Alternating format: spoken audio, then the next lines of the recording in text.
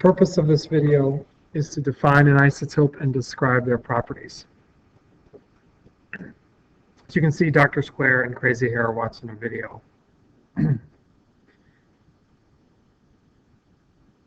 Dr. Square asks, I wonder what the Death Star is like. It's got to be super reactive. And Crazy Hair, of course, super sick couches and professional triangle creeping around. It's so definitely radioactive. Did you know certain isotopes in us are radioactive, Crazy Hair? Does Professor Triangle have them? Professor Triangle is red because the bad isotopes are so abundant in him. What does abundant mean? I'm totally lost.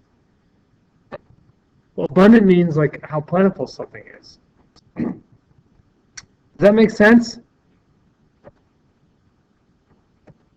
Oh, sorry, I'm lost. Could you repeat it, please? Sure. Once again, you look at my analogy, not my analogy, but my visual here.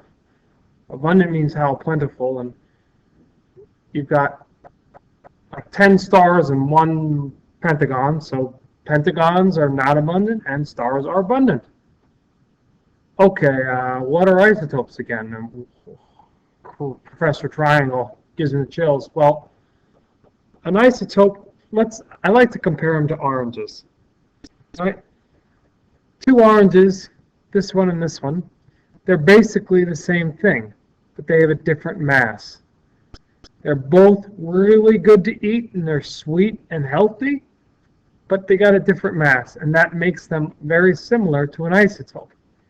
Because isotopes are an atom with the same number of protons as another atom, but a different number of neutrons. For example, let's say I had some coal, and I looked at it. It could be made of carbon-12 and carbon-14, and they would be basically on eye level. They would look basically the same. But if you looked at their nucleuses, the carbon-12 would have 6 protons and 6 neutrons, where the carbon-14, this is its nucleus, it would have 6 protons and 8 neutrons.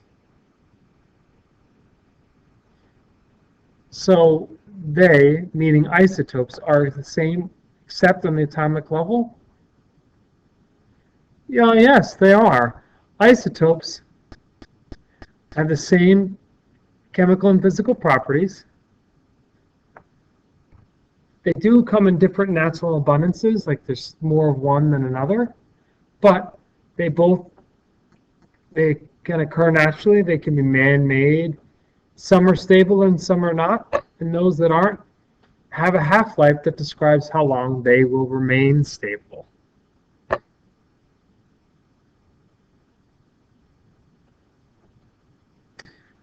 So what isotope does Professor Triangle have up there on the Death Star? Oh, I'm scared to even mention the isotope by name. It's the scariest of them all. It's the worst, the most dangerous. It's candium. It takes away your life, but gives power.